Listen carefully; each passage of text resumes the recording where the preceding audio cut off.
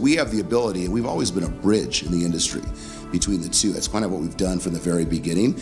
And on our Ripple network, of course, we have traditional banks, and we have very innovative fintech players and PSPs. And we have to go back and forth and prove the use case to both. And so this is a place where we actually have to do that every day. We're not spinning and chasing, ideas that there's really no audience for, or things that people understand why they're actually relevant to their day-to-day business. That's what we're here to do. We just got to get right to the points and get people alongside us to keep moving. Hey, everybody. It's Eddie from Tokyo. This is your cryptocurrency update from Japan, and that was Ripple's Brooks Entwistle. He is based in Singapore. Yeah, he points out that Ripple is a bridge, and they do that with the digital asset XRP. I'm going to share with you today the first user of XRP in Brazil making some pretty bold statements about it's not going to be about Swift anymore, as in they are fast becoming irrelevant.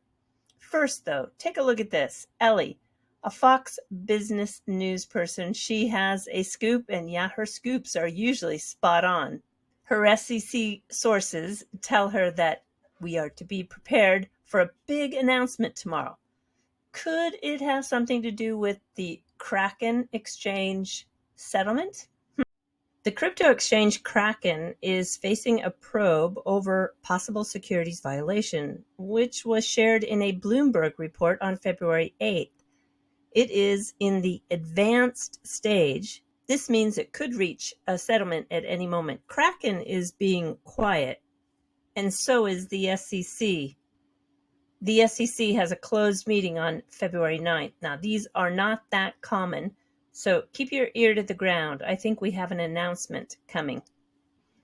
Okay, jumping out of the Ripple bubble, which I think sometimes the XRP community gets caught in, there's a lot of talk about building CBDCs, right?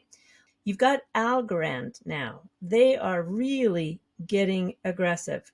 And they're on the OMFIF Digital Monetary Institute Committee. This is the steering committee. And Ripple is not on there. So if you believe that there is going to be a lot of future build out in this space for the CBDCs, you don't want to ignore Algorand. Yesterday, they issued their report, and it was very impressive. A 40-page PDF that outlines the details of their architecture. In a nutshell, they propose that there's a hybrid CBDC model built on a private instance of the public Algorand blockchain. In a two-tier retail system, central banks can have the full control over their CBDC.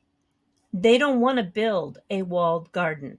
Their approach is very different from other enterprise blockchain providers. They're aiming not for this walled garden, but for open APIs which facilitate competition and prevents vendor lock-in. So they believe that an open system approach is the best designed to empower central banks globally to issue retail and wholesale CBDCs on their best-of-class blockchain platform. I like this design, and I think a lot of other banks are going to like it too. Therefore, I am bullish on Algorand. Let's get to the main feature story of this video. I'm going to remind you that it was in August 2022 that Ripple announced the crypto-enabled enterprise payments in Brazil with Travelex Bank. They would use Ripple's on-demand liquidity solution, which utilizes the digital asset XRP. This is Joel Manuel Campanelli Fietes, and he is part of the Travelex team. He's actually the COO, and I found a very interesting video that I want to share with you because it's quite compelling. As a RippleNet user, they love on-demand liquidity. This is a 46-minute video, and you can see in the timestamps, it is at the 14-minute mark that they really start to dive into on-demand liquidity. RippleNet is the on-demand solution for this first bank in Brazil. Yeah, they're using the bridge for cross-border money movement. Prior to this, they were using a very old legacy system that he talks about being so outdated. And Ripple has completely brought a new process to them. Very disruptive, he said. And at that 17-minute mark, the reduction of time to transfer is impressive. Those were his words. Swift was taking 2 days, and he said, man, the problem with Ripple is zero. Its speed is so impressive. He goes on to say at the 23-minute mark that the time it takes to move money with XRP is 3 seconds.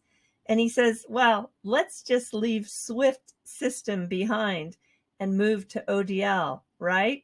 ODL is fully automated, and they, quite frankly, love the system.